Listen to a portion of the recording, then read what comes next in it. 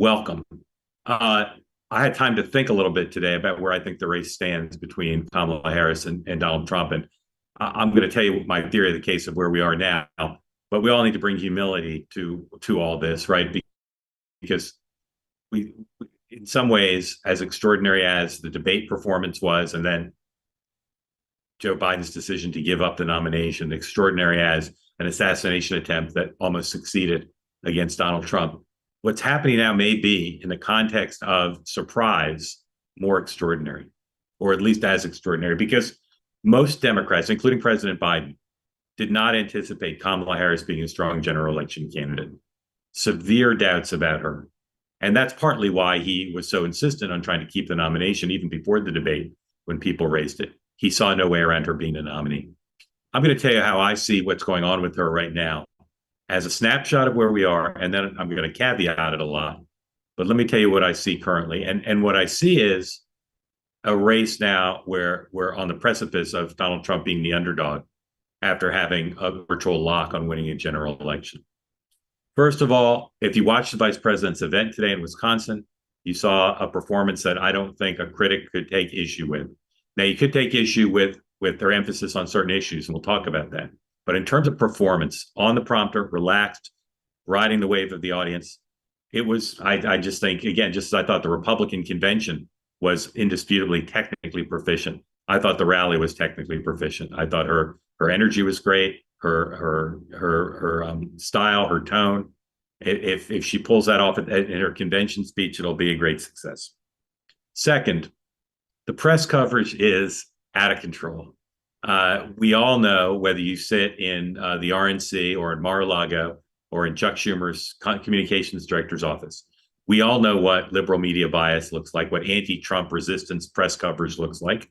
We all know what that looks like. And it is as intense now as it's been. And I think it's going to stay that way unless Kamala Harris really screws up.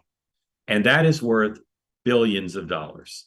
It's a massive advantage. It's not something Joe Biden had before the debate. It's certainly not something he's had in the last 3 weeks before he withdrew. And it's a massive advantage. And I don't know that Donald Trump can do anything to get it back. The only way he can get it back is if Kamala Harris gives it back through a series of errors. It's a massive advantage. It's a massive paradigm shift. And again, I look at a lot of coverage, national coverage and local coverage, and it is roaringly positive towards her. Favorable feature stories, favorable headlines, minimizing anything negative going on with her, and either ignoring Trump or being negative about Trump. I don't know what the fundraising's done in the last day, but every indication I have from talking to people is it's still going gangbusters, and that it will. And again, as you know, the campaign has said many of the people who gave first-time contributors nowhere near maxing out are trying to give every week. That means they've got a steady stream of money coming in. The fat cats are very enthusiastic too. In fact, the enthusiasm throughout the party, people say regularly now, it's reminiscent of Barack Obama 2008, but it has the added emphasis or added element of the party coming out of this Great Depression, not just from the debate, but even before, months and months of Donald Trump being ahead of Joe Biden in the polls. So to go from despondent in many quarters of the Democratic Party, despair and resignation that there'd be another Trump term, something they thought would be impossible, just a year or two earlier, has turned now into glee. I want to read you an email exchange that I was on with 3 Democrats who, if you'd asked them 2 months ago, would it be a good idea to swap in Kamala Harris for Joe Biden? I think they would have said no. I think they had a pretty jaundiced view of her capacity to win a general election. And I asked them how they're feeling about Kamala Harris. I'll just read you the exchange. Person 1, she can win. The tight time frame will help her. Person 2, agree. Every candidate is flawed. She has a shot, which it seemed Biden lacked, although he had a special appeal to seniors who do vote. Person 3, I agree. If things break her way, if she picks Mark Kelly and she has a good pool to choose from, she can actually win, which would just be a spectacular turn of events. Person 1, my God, yes, he is very solid. Then they share a text from Jennifer Senior, the reporter, who says, just got the text from a relation who works at the Biden-turned-Harris campaign. The past few weeks at work felt like walking to a funeral. This week feels like I'm at a wedding with an open bar. Then one person says, I used to talk to Mark Kelly a lot. He is such an impressive man, person two, very impressive and a decent man, person three. The chemistry there feels right as well. He will know how to make her better and work with her and respect her. Um, that's just an anecdotal thing, but that's reminiscent, or it rhymes with everything else I'm hearing from Democrats. Enthusiasm and confidence. The party lacked confidence just a few days ago, and now the confidence is high and growing. I have indications. You can read about it in my book someday, maybe. Of indications that the move to replace to make the swap actually started even earlier than I had reported it. I think you may well see not just David Plouffe, but other Obama folks come in, and I believe those talks have been going on for longer than has been reported. I reported on Thursday that people were already vetting candidates, vice presidential candidates. I don't know yet how long that process went on, but I think this may have been in the works for longer than we thought. And that means, although there is some apprehension in Wilmington about who's coming in, who's going to have their power diluted, et cetera, it does mean that process may well be further along than we thought. And so the reformed campaign team may be able to get up and running quicker. The short campaign clearly benefits her. It means that all the negatives, which again I'm going to talk about in a second, they just don't have as long to come after her. And there's a reality here, which is people don't really know her. We all think we know her, and some people do. But a lot of the voters who are going to decide selection, they do not know her. They will meet her in a relatively short period of time. The Trump campaign, whether they were going to get a bounce out of Milwaukee and out of the vice presidential selection process and out of the assassination attempts, we all assumed that those would lead to a bounce. It doesn't seem like that's going to happen, in part because of the intercession of the changed event. And for those who believe that the timing of Joe Biden's decision was meant to step on the developments that would have benefited Donald Trump, we'll see. We'll see if someone can report that out. But if that was whether that was the intention or not, it may well have that effect. And I would say, based on what I know now, it is going to have that effect. So imagine the assassination attempt, the convention, the selection of the running mate, all handled in a way that would have maximized, you would have thought, to Trump's benefit, may mean nothing in terms of the polls. Speaking of the polls, Tony Fabrizio, Trump's strategist and pollster, put out a memo today, basically saying, don't worry if Kamala Harris goes ahead in the polls, it doesn't mean anything. Well, very un-Trump-like, for instance, for one thing, to put out a memo like that to say, show of weakness and acknowledging weakness. But also, we talked about this in a previous session, the psychological boost of Harris if she goes ahead consistently in national polls and is close within the margin of error in the battleground state polls. That doesn't mean nothing. That will stoke fundraising, stoke confidence. It'll also allow the Democrats to work more closely with the national campaign and not be concerned about working with them. The 2022 paradigm, right? A lot of Democrats, when Biden was going to be the nominee, said, look at 2022. The polls showed Republicans doing well, but they didn't do as well as the polls suggested. Abortion and anti-Trump sentiment and some of these other issues, social issues, are going to be more important for enough voters than inflation, immigration, and crime and perceived weakness on foreign policy. Whether that was definitely true or not, probably just net more likely true with the addition of 2025, which has extraordinary traction around the country, particularly, but not only with women. Whether that's true or not, right now, the momentum, the confidence, the fundraising, the enthusiasm is sky high on the Democratic side and may now change the enthusiasm gap. That's one thing we'll be looking for in the upcoming polls. The question about, are you excited about voting in this election? The Republicans have had a huge edge there. If the Democrats keep this up, I wouldn't be surprised if that changed, particularly if it's an exciting running mate pick well unveiled.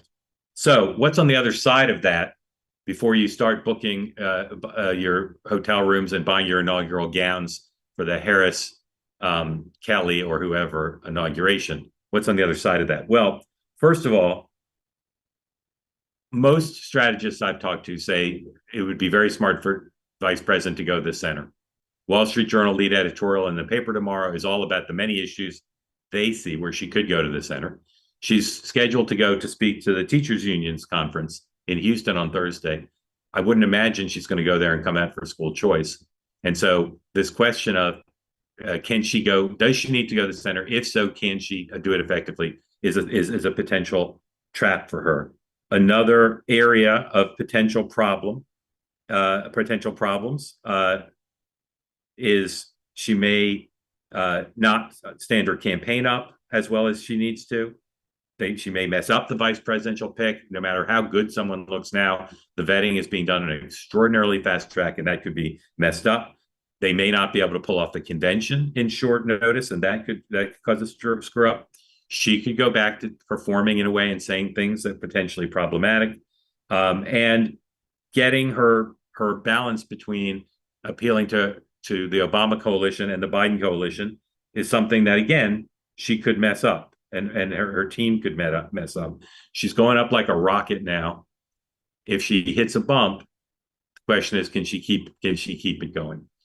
The main reason to doubt that this is in the bag for Kamala Harris is what I call the CBO factor. Clinton, Bush, Obama, three incumbents who were deeply unpopular and whose team said, if you look at our poll numbers as we run for re-election, we probably can't win. All three won. All three won because they did one basic thing.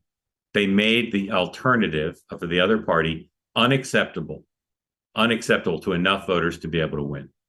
And Trump is now, and this is sort of, I don't know if anybody else has already made this point. I haven't seen it elsewhere.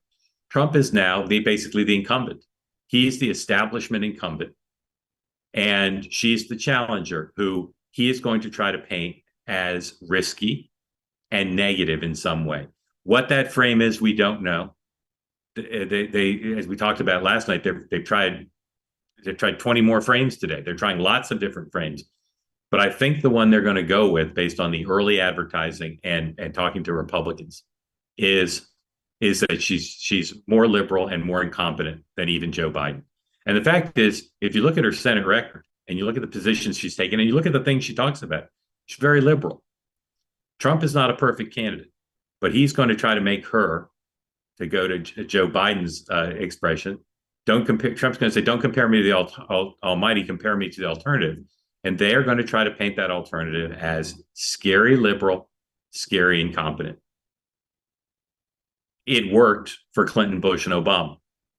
And I believe that that's what this race is going to come down to. If she can paint herself as an acceptable alternative, where people trust her to be commander in chief, people trust her with the economy, people trust her to be a strong leader, people trust her to stand up to her own party when necessary, then I think she'll win this election. But that's a big if, because not only is Trump and his team extremely skilled at defining people, but she's got a lot of challenges in those areas to prove that she's ready to be commander-in-chief, to prove that she'll be a strong leader, that she will stand up to her party when necessary.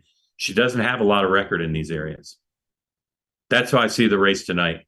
If you want to get into the conversation here, please raise your hand. Love to have you ask a question, make a comment. We're going to get to a lot of you tonight. And we're going to start with a few folks who I want to hear from that I'm going to call off the bat, starting with John Podoretz. John, unmute, please, and come on in.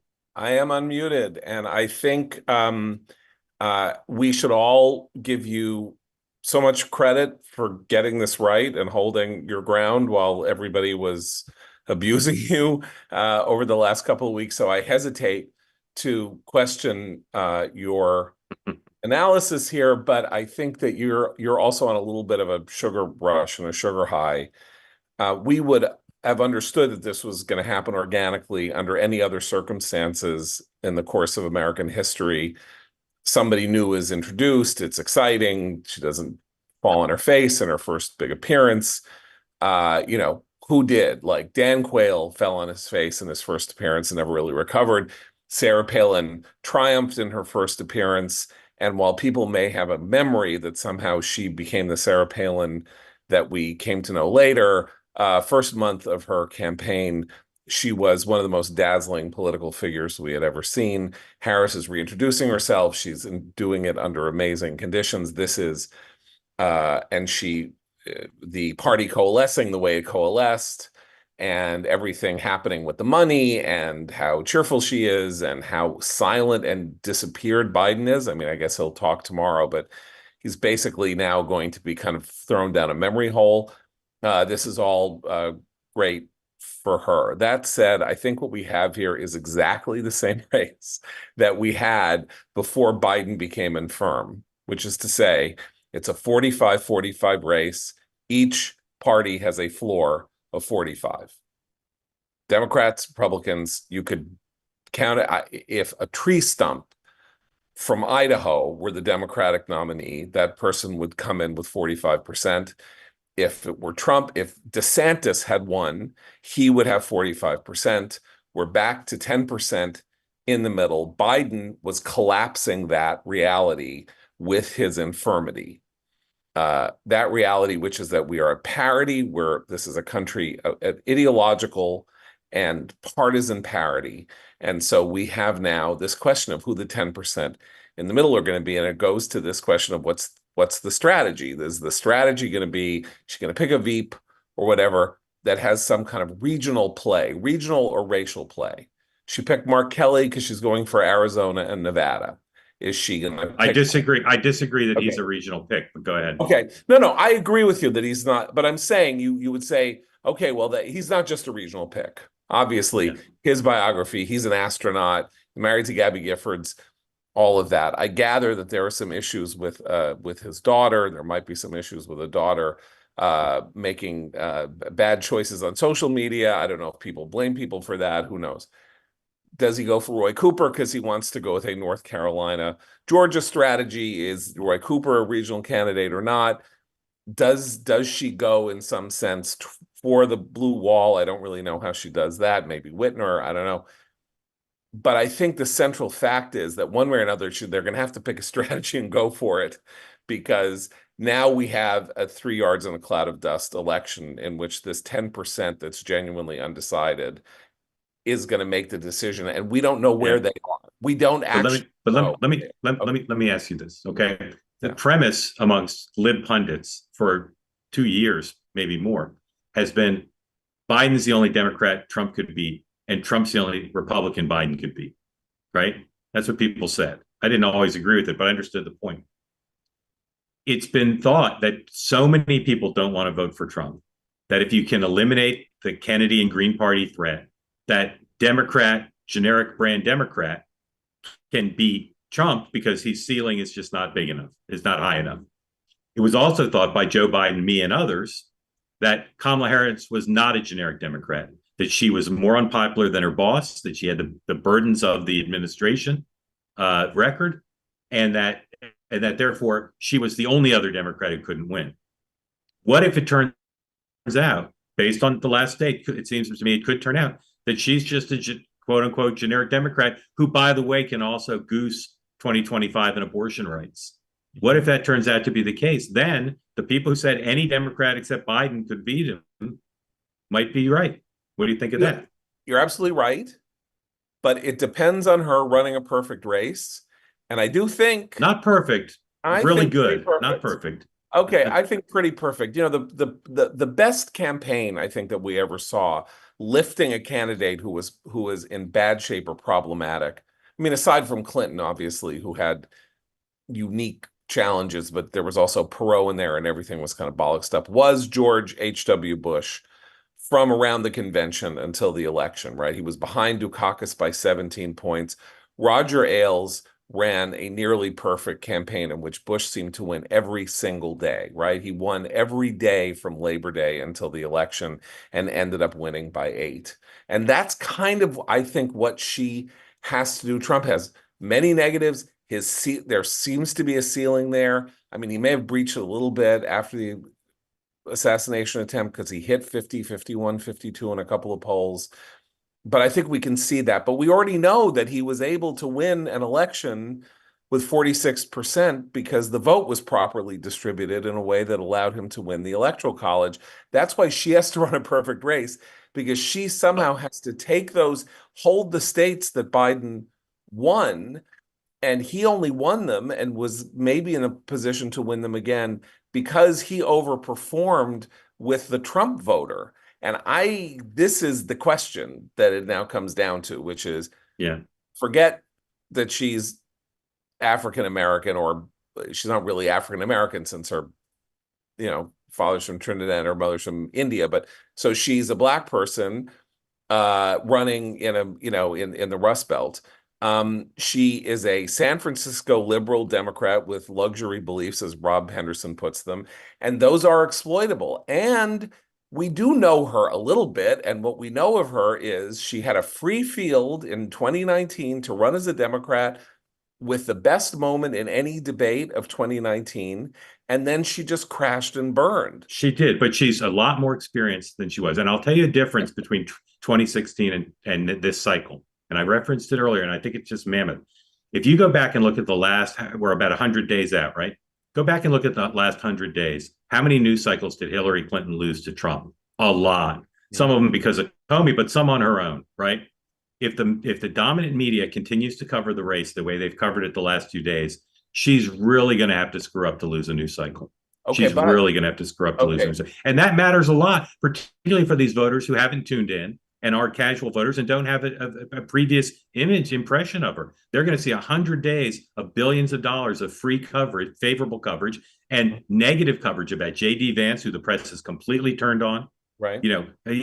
Pence and Cheney got positive coverage. I don't think J.D. Vance is going to get a day of positive coverage from the dominant media. All that's true, although you can't say that the dominant media wasn't, as they say, in the tank for Dukakis, and yet Bush stole every day from Dukakis because Dukakis started to foul up. And I think the presumption that she can't foul up is belied by the way she has conducted herself, not only in 2019, but as vice president, where she says weird things and she behaves in weird ways. And that's why maybe she will immediately materialize into a disciplined, straight, more moderate candidate who is able to talk fluidly in ways about Trump that will really harm him and provoke him, which is the most important thing, provoke him into making mistakes. Provoke him into no question.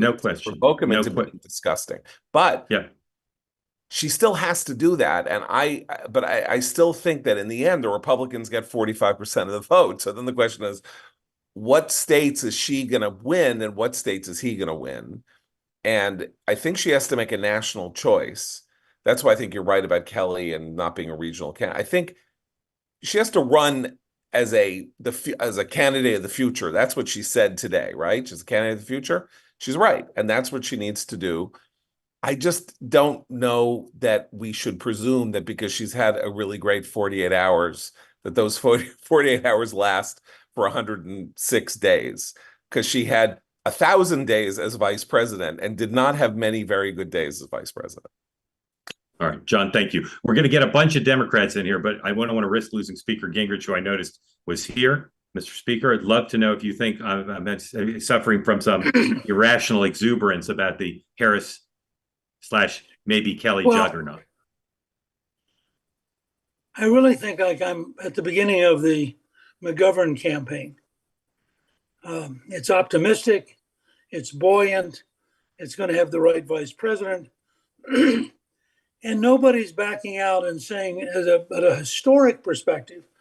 So we're going to have a San Francisco radical who voted to the left of Sanders, whose positions on a wide range of issues are seen by most Americans as insane, who was supposedly vaguely in charge of the border. But she's magically, by the power of Barack Obama, his team, the elite media, and the people in Hollywood, going to dance through the next few months and end up as president. You've summarized my position perfectly.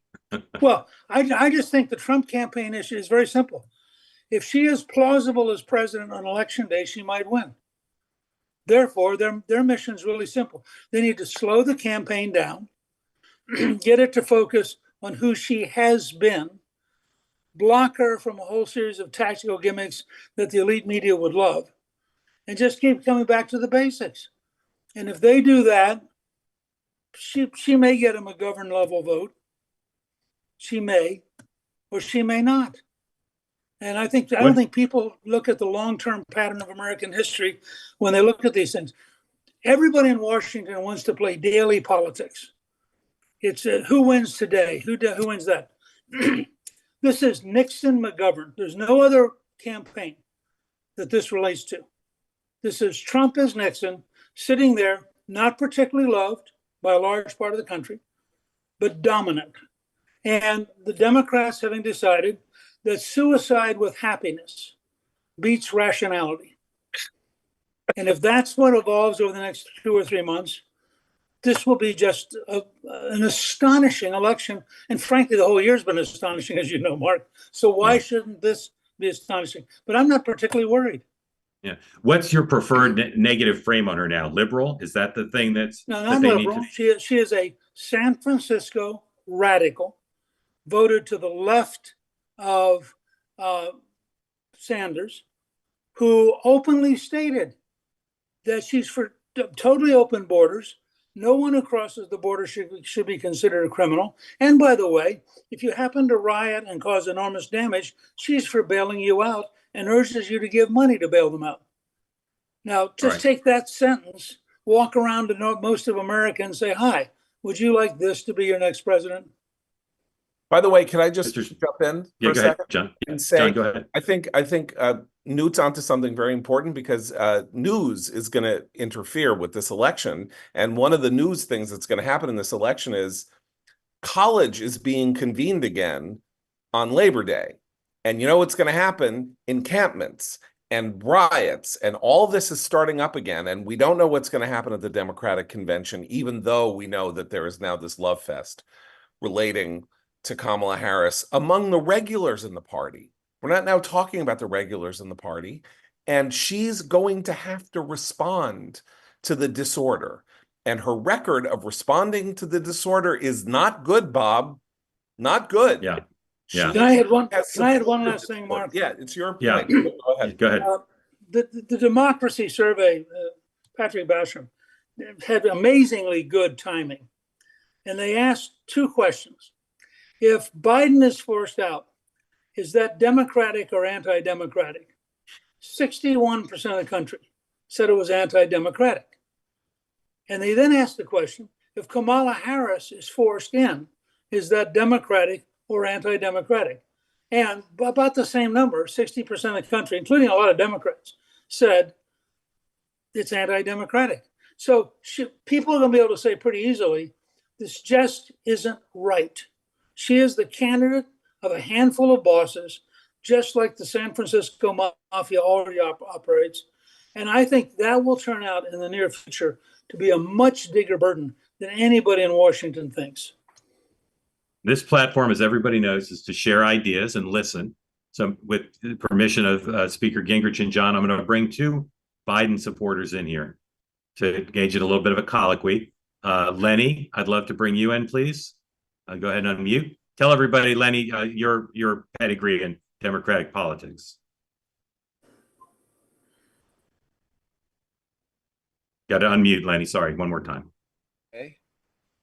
Mark, thank you very much. I'm a former speechwriter for Dukakis in 1988. I remember Willie Horton very, very well. And I expect we'll see a replay of that shortly. I also was a speechwriter for Clinton in 1992. I went down to Little Rock for 6 months and spent some time down there. He, of course, was a political genius. I wish it was him that were running, but I have to disagree with the speaker, Mr. Gingrich. I think there's going to be there is already a huge wave of enthusiasm. Obviously, it's going to be a fairly brief honeymoon, but if she makes a good pick for a VP, the Democratic Party and its base are going to come together with fantastic enthusiasm, particularly not necessarily entirely for their candidates, but to stop Trump. There's going to be something like a popular front movement ranging from Bernie Sanders to Liz Cheney Republicans. And if they play that well and make Trump the issue, all of you have been focusing so far on the potential flaws, and Kamala may screw up, she may do this. Trump also has a great capacity to damage himself. If you watch him, what he's been doing the last 3 or 4 days, he looks like a ranting madman on his own miniature social network. This is the notion that all the errors are going to happen on the Democrat side of the shortfalls, I think is wrong. Trump has many ways to screw up. And Kamala has an excellent chance as a former prosecutor and a relatively conservative for a California Democrat. She can move hard on the question of immigration. She can embrace the Langworth bipartisan bill that Trump vetoed. She can attack Trump's economic program as grotesquely inflationary, plus unequal in terms, yet another huge handout to the wealthy. She can come at him on crime, which is what she's already done. I know abusers, I know fraudsters, I know election deniers and election manipulators. I've prosecuted these people. I mean, she has some strengths that we haven't yet fully realized. Okay, Lenny, thank you. Jessica, who's one of our favorites and was great last night. Jessica, I'd love for you to tell the speaker what you're hearing in the last 2 days from your friends. You talked to us last night about it, but update everybody, including the speaker and John, about how your friends are reacting to Kamala Harris. My friends they're super excited, and I'll say that there was so much I think pent up just nervousness and feeling very downtrodden for the past several years that even people who, prior to Kamala actually, being designated as the nominee or endorsed by Biden, even when we didn't know what was going to happen, all of my friends wanted to see Biden replaced. Friends of mine that are delegates, friends of mine that are hardcore Democrats, independents, everyone who did not want Trump wanted Biden replaced. But there was not agreement about Kamala. And now that she's there, it's almost like everyone's on board instantly. With the exception of my one friend who's a delegate, who is actually a little bit bothered by the fact that the process feels really rushed. He likes her, but he doesn't like this, kind of strong arming that's going on. But in general, though, everyone's getting chucks and pearls and ordering, blue flamingos for their yards because the HOA doesn't let you have a sign out. There's just a feeling of, everybody wants to buy something. Everyone wants merch. You know what I mean? Mark, am I muted? You're not, Lenny. You're still here. Go ahead. I just want to say, particularly to the speaker's point about the undemocratic nature of the process, the quickest answer Democrats can give that all 14 million primary voters who voted for Joe Biden also de facto voted for Harris, his running mate, ticket mate. That's a very good, quick response to that issue.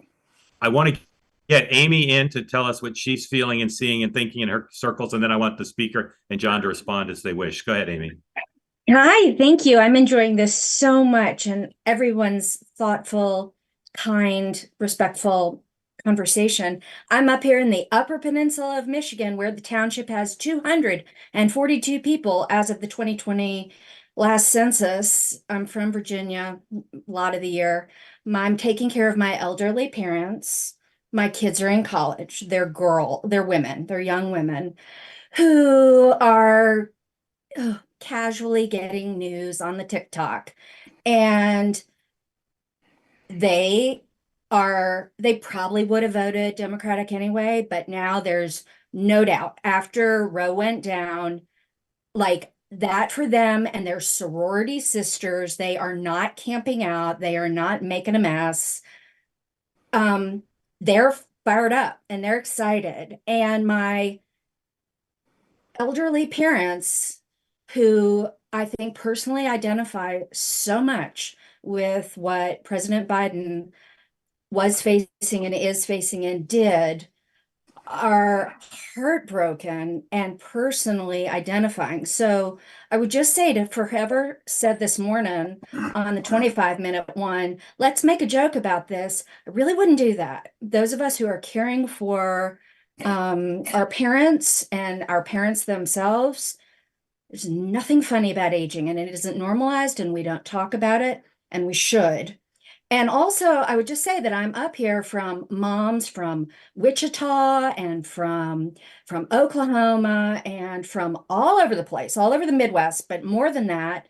And across the board, Roe Dobbs pissed them off, and they don't have to love Kamala Harris. Yeah. They're voting that way. Thank you. Amy, thank you. Jessica, would you like to ask the speaker a question? Oh gosh, I don't know. Put me on the spot. Let me think. Whenever, okay, so for the speaker, yeah, whenever you say like radical, like San Francisco radical, when it comes to Kamala, I wonder how, you might define that. And if I almost feel like this whole like leftist radical thing it's been said to death. And I don't know that it's the insult that people think it is. Good question. Mr. Speaker, what do you say to that? You may be right. I don't know. I may be out of touch with how the common culture has moved.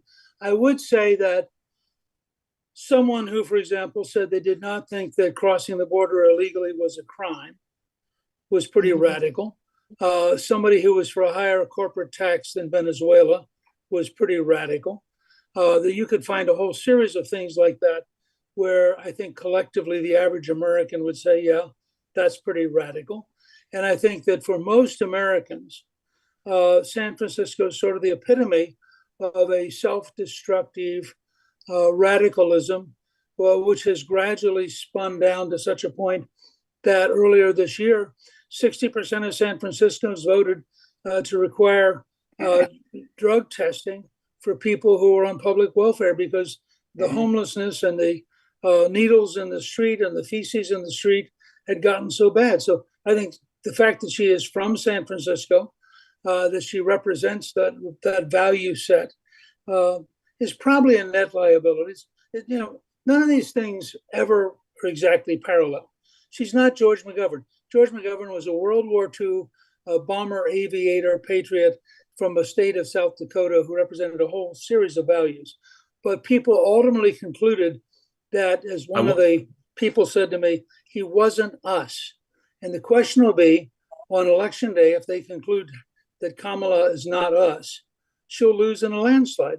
If they think, she could be us, she might win the election. I think that's very true. I think that a lot of people feel very underrepresented, and they have for a long time. And they're sick of looking at Trump and even Biden's face for the past 10 years or however many years, since 2008. I mean, I know Biden's been in politics for a very long time, but for the average American, they started seeing his face in 2008, and it went from Biden to Trump. Maybe there was going to be Hillary. People were kind of sick of Hillary too, and it's like this is the first fresh face anyone has seen. And I think in a world where Roe v. Wade has been overturned, which felt so impossible, seeing a woman come from the kind of the backstage and say, all right, she's going to handle it. We went and got mom and she's going to do something about this. There's a feeling of like someone is sticking up for us, but I don't know if that's enough. I don't know what middle America thinks, just what my I consider you thinks, I guess. Yep. Sorry to interrupt, Jessica. I consider you the gang of five, and I hope to have you on lots of episodes. I want to bring in other people. Do any of the five of you want to ask anybody else a question? Any combination? Anybody of the five of you want to ask any of the others a question? John, go ahead. And then you guys are done. Go ahead, John. Oh, sorry, I need to unmute you. Go ahead. One more time, John. Lenny, as a veteran of the Dukakis race, unsuccessful, and a veteran of the Clinton race, successful. Right. Against the same candidate, by the way. What do you think? It's a long time ago, so but what do you think separates them in terms of, was it that Dukakis was an incompetent or not very good candidate and Clinton was a genius? Or was it the message? Because Dukakis is like Kamala in that he was a Massachusetts liberal, not a San Francisco liberal, whose message started getting very effectively attacked because he had, again, I'm using this term Rob Henderson has used, it's so amazing, luxury beliefs about about growing endives and furloughing prisoners because it was nice and all of that, and just handed Roger Ailes, just the tools with which he could take Dukakis down. And Clinton was a much muddier figure ideologically, right? He went back to Arkansas to oversee the execution of Ricky Ray Rector. Yeah, he also supported the death penalty, welfare reform, NAFTA, etc. Sorry. Yeah, John, I think there were some policy differences between them, but the principal difference between them, in my view, was that Michael Dukakis lacked serious emotional intelligence, as we saw in his response to the first question in the first debate about his wife. Newt Gingrich has that kind of intelligence. When he was asked a gotcha question at the beginning of the debate, he came right at the journalist, right in his face, very effectively. We spent weeks after that moment with Dukakis in '88 replaying how he might have responded to Bernie Shaw's question. Bill Clinton is the most sensitive, smart politician of our lifetimes. He went into meetings with Speaker Gingrich, and Speaker Gingrich came out and said, that guy could sell me my own shoes. I mean, or something equivalent. Something equivalent. Is that not true, Mr. Speaker? Well, yeah, let me comment wasn't too. he a charmer? First of all, it's fair to say that Thank Bill you, Lenny. is one of the most charming people I've ever worked with. And while he was selling his shoes, I was selling him welfare reform and a balanced budget. So we had a great relationship. But I want to go back to the race because I was involved in 1988 pretty deeply. In May, Bush was 19 points behind. We did focus groups in Birmingham with Democrats who voted for Reagan but had remained Democrats, because about half of them had become Republicans. So these were hardcore. And we had walked out Dukakis's record, not his personality. And when we got somewhere between ACLU and murderers getting out, when vetoing the teachers requiring the Pledge of Allegiance, all this stuff. About number 5, this one woman goes, why, if that were true, he'd be a liberal. And if he was a liberal, I couldn't vote for him. Well, they came and briefed me in early May. And they got done with the briefing. I said to them, well, this race is over. We're 19 points down. We'll win. We won 54-46. One out of every 4 Americans switched. The key, and this is where I don't know where Mark is in this, I actually believe issues matter. I actually believe people, in the end, beyond personality, look at who are you, what are you going to do? And the key with Clinton, who I have enormous respect for, is Clinton was a liberal Democrat existing in a moderate Arkansas who had learned how to live with a conservative Arkansas legislature and could therefore be everything to everybody the moment they needed him. And we could not, when we went at him head on, starting in '94, we won every major issue policy-wise. And of course, he signed the bill and took credit, which is perfectly legitimate. He is the president. If he signs 4 balanced budgets in a row, claim it. If he finds welfare reform, claim it. But if you look at the issue set, you could never have done that with Obama. You couldn't do it with Biden. And you clearly couldn't do it with Harris. And I think Harris is much more like Dukakis, except, this is my judgment, I'm saying it tonight, and Mark can pull this up later as video and laugh at me after the election. I believe Harris's problems Michael was actually Dukakis was a Massachusetts Democrat. She is a San Francisco radical. The difference in the context of the country at large, when you get outside the elites, is staggering. And my hunch is that her campaign by late September, her campaign will disintegrate and will be totally unable to explain itself to the normal American. I think she's got to prove to people that she's ready to be commander in chief, that she represents the values of America, and that she's a dependable steward of a good economy. If she can survive the onslaught that's trying to convince people she's not those things, I think she can win. Sure, but I think she's got her work cut out for her. She's got her work cut out for her. She has enormous room to move to the center, Mark and Speaker, and John and Amy, because the left-wing groups that cause the Democrats to be associated with things like abolish ICE, abolish the police, etc., they have nowhere to go. If she does a Sister Soldier with the confidence that Bill Clinton did the actual Sister Soldier, and if you've never watched the video, go watch it. If she does one of those with that level of confidence, I will upgrade her chances of winning beyond what I've already said I think they are right now, which is relatively high under the circumstances. Gang of 5, everybody silently applaud the Gang of 5. Incredible. Enjoyed bringing you all together. Thank you for playing and for being so civil and generous with your time and your words. I'm removing you all, and we're going to go to people who've had their hands up patiently. Jessica, thank you for coming on camera. I know that Thank wasn't your you. original plan. Thank you. Yeah. Chris Nelson, please unmute yourself and come on in. Hello. I just got to say, this is a huge breath of fresh air. Love this format. Just got wind of it last week through a friend and have been addicted to it ever since. So, I just have two nuts and bolts questions that I wanted to ask. Chris, I'm sorry. Just set yourself up. Where are you tonight? Who are you thinking of voting for in the election? So I live in Los Angeles. I used to work for Garcetti from 2016 to 2019. Been a lifelong Democrat, but I have gotten pretty dismayed with the I'm still unsure if it's the policies underlying so-called wokeism, or if it's just that the right has sort of grabbed wokeism so much as a tool against us. But I don't know if anybody read Andrew Sullivan's piece last week, The Regime Change, but he said a lot in there that sort of spoke to where I stand at the moment. And obviously Kamala has been a huge shot in the arm in a lot of ways, but I will be voting for whoever's not Trump, who's on the Democratic Party. That's sort of been my stance from the beginning, but I do enjoy feeling energized and feeling like there's somebody up there who gives us a shot now, and that isn't gonna let Trump get away with what he did with in terms of the bold-faced lies in the debate. So that to me is very energizing, and I feel infinitely more engaged now as a result of everything that's gone on in the past week. So okay, Chris, thank you. That's awesome. Sure. I have awesome.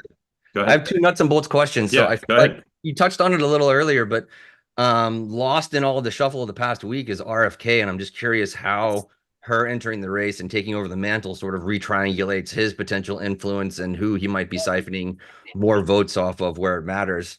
And second question is, before you started talking about Kelly, I was big on Shapiro because I think he's probably the most dynamic guy, and I really liked him a lot, starting from when he started to get on TV as Attorney General. But do you think that his status as a practicing Jew would trade Pennsylvania electoral votes for Michigan ones? Yeah. I don't know what the vice president thinks about her selection of her running mate. So I'm talking about what other Democrats think, what I think. I think Shapiro is the second strongest, but I think there's the reality of being a Jewish American may be a drawback in some ways. And I think just watching Kelly with the vice president when they've campaigned together, thinking about the alchemy of his life story connecting to hers, his national security credentials, which Shapiro doesn't really have. I just think Kelly seems like, assuming he gets by the bet, he seems like a stronger choice. In terms of Kennedy, I've said before, the guy has not gotten ballot access in a single state. He says he's handed in a lot of signatures, but until we see if he gets ballot access, we don't know where he'll be on. And if he's not on everywhere, if he's not on a lot of places, will he still run? Or will he say, well, I can't win because I'm only on 25 states? And if he does still run, how does he run? Where does he spend his time? Where does he spend his money? What's his message? I don't think we know. But what I do know is that he's run a horrible campaign for the most part. I was very high on him early on I thought his announcement speech was super good. But I think he's squandered the opportunity. And now that there's a new face in the race, a lot of his message is diluted. So if I had to project the challenges of getting on the ballot and the challenges of a message, I don't think he's going to be a huge factor. I think he could end up costing Trump more than her at this point, but we just don't know. Thank you for that. Let's bring in Patty, please. Patty, come on in. Again, tell everybody where you are in the race. Tell everybody where you are geographically and ask or say whatever you want. Can you hear me? Yes, ma'am. Okay, I have my headset. Anyway, so I live in the Bay Area, and I would like to tell my new friend from Florida, she has no idea how bad it is being a San Francisco liberal. I moved here in 2002 as a liberal, and I came here and I'm like, oh my God, am I conservative? Like, you literally, everything is upside down here. The city and all the big cities here have gone down the toilet. I'm not joking. It's so sad to see such beautiful places with wonderful people. Like, crime is rampant. You can't go into a store. Everything's locked up. I'm not joking. It's like, you may think it's like, oh, it's charming San Francisco liberal, but the reality is very different. So I wanted to say that. Okay, Patty, who are you going to vote for if it's Harris Trump? I honestly, I can't believe I'm saying it, but Trump, and I never in a Who'd you million vote for years. in 16, Patty? Patty, who'd you vote Not for in him. I 16? voted for Biden. I voted for No, Hillary. you Yeah. did. But you'd vote for Trump. Would you have voted for Trump over Biden? Yeah. Yeah. No, ever since, October And now you 7th and the nonsense with Israel and how horrible they've been, and just the anti-Semitism all over the country and the college campuses, just can't do it. And I honestly watched the Republican convention. I can't believe it. You don't understand. Like, first of all, I hope no one in the Bay Area is on this call, because that's like saying this in public is very bad. Like, really. But Patty, it was stay so right there, Patty. Stay with us. Let me bring in Jen. Jen, unmute and tell us where you are, who you're thinking of supporting, and maybe you and Patty can have a chat. Hold on. Try unmuting there one more time. There you go. I am from Oklahoma, and I am a traditional person, and at this point, a Trump supporter. So, And a Trump supporter? yes, Republican. Yeah. Okay. Go ahead. Go ahead. Tell us what you want to say. Maybe you can take Patty in because she's looking for a safe haven. We've been talking about Kamala, and I don't trust her on the border. I don't trust her on the economy, and I don't think she has any foreign policy chops at all. So I don't trust that she has the capacity to be commander in chief at this point in time. I don't know. I don't feel. If I ask you to tell me, Jen, if I ask you what's the thing about the Vice President Harris, you like the most or you find the most impressive, what would you say? Well, I was really impressed with her before she became vice president. I just can't figure out what happened to her, because every time I hear her, it's Venn diagrams and school buses, and I just don't quite understand she seemed very competent as a senator. And Yeah. her debate performance in the primaries against Biden, I thought she was very good. I thought, oh, this is an impressive woman. But she has been given opportunities as vice president, and I think she has run from them rather than embrace them and see what she could make out of it. So would you be surprised if she won the election? Oh no, I'm old and very much old enough to know that very bizarre things happen in politics. So yeah. Okay, great. Thank you both of you. Really enjoyed hearing from you. Thanks to you both. Let's bring in Jeff. Jeff, I'm gonna spotlight you and ask you to unmute, please. Thanks, Mark. Well, I have to say, Patty took a little of the wind out of my sails because I was surprised to hear her comments. My feeling is with what John had said earlier, I'd vote for the tree stump before I would vote for Trump.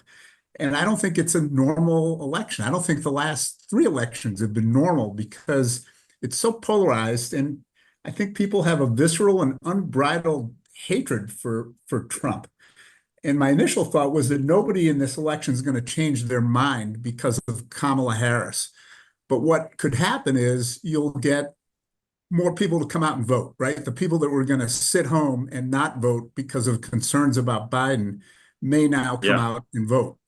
But I don't think she's going to change anybody's mind on either side. I think people are dug in.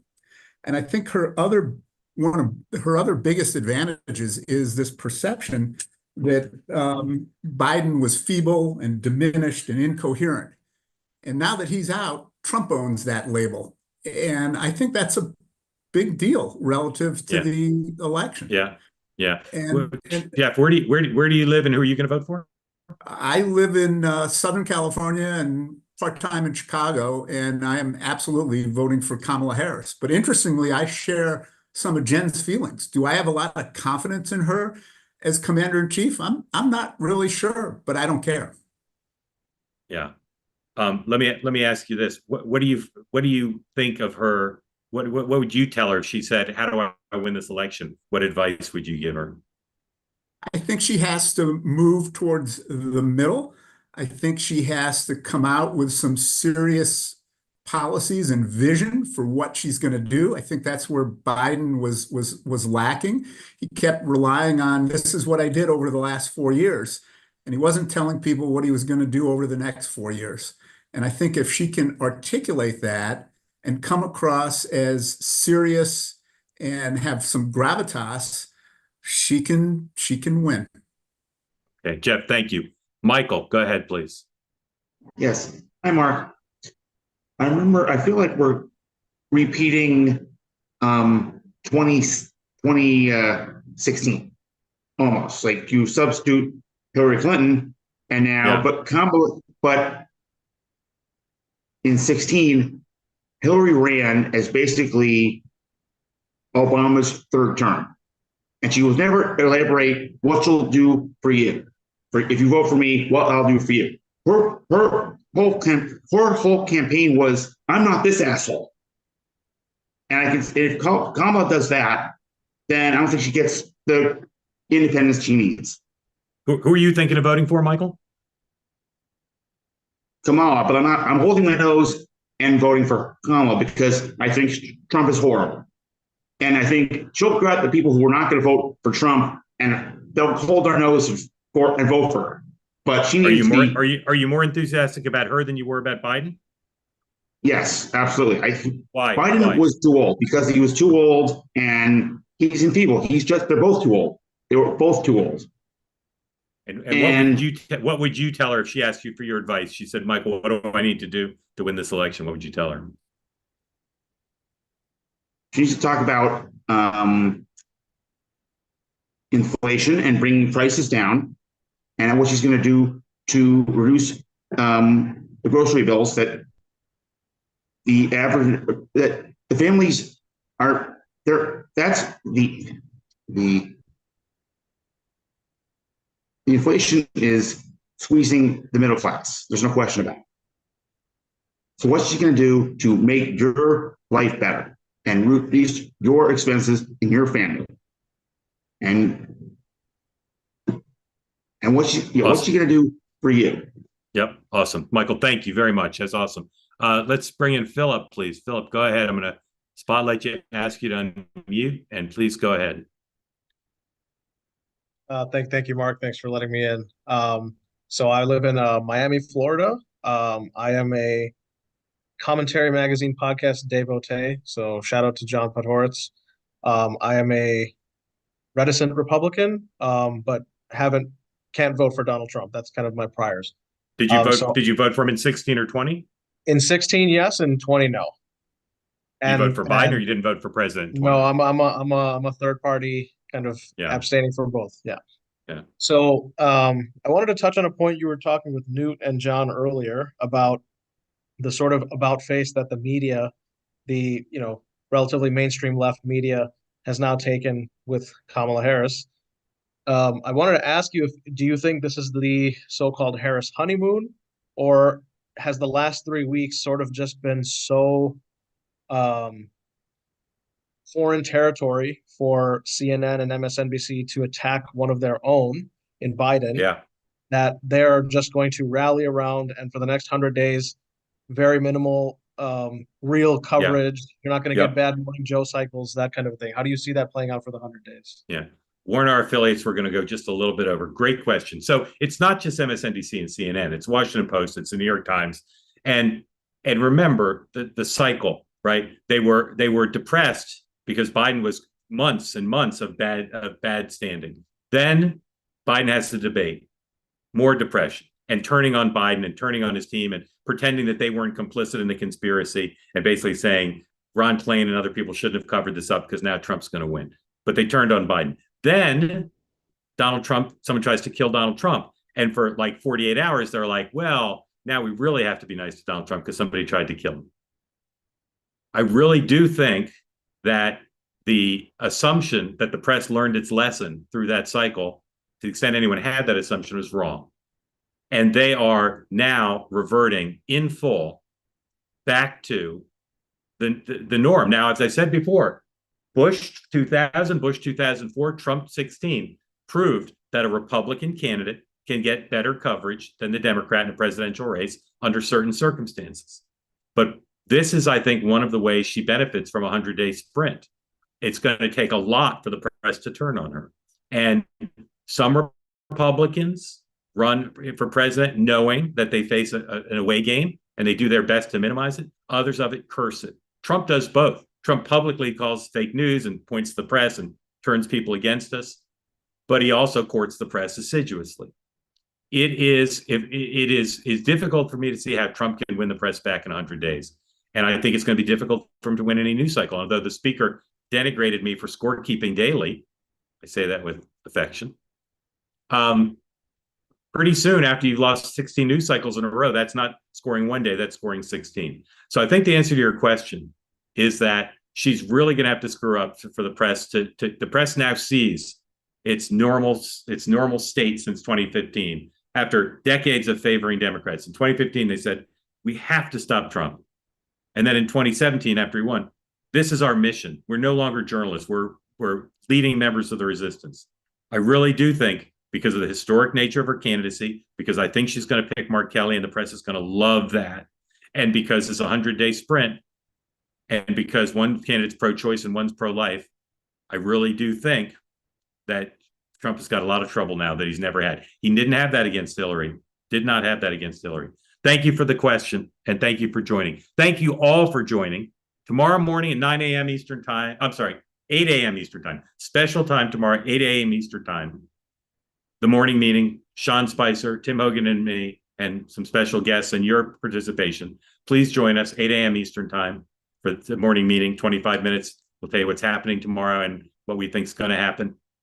And then we'll see about tomorrow night. The president speaking from the Oval Office in the evening. We may convene right after that, after everybody's watching, to talk about it. We'll have to see. I'm on the road, so I got some logistical issues, but we'll figure it out. Thank you for joining. Thanks to the speaker and to John Podhoretz and to everybody else. Jessica, of course, mainstay of two-way. Everybody else who's participated, and Jen and Philip and Jeff and everybody who spoke up, and appreciate how much civility there was. I don't see all the comments, but the ones that flashed before my eyes, a little bit more civil than usual, which I appreciate. So thank you all. Have a good night. We'll see you tomorrow, 8 a.m.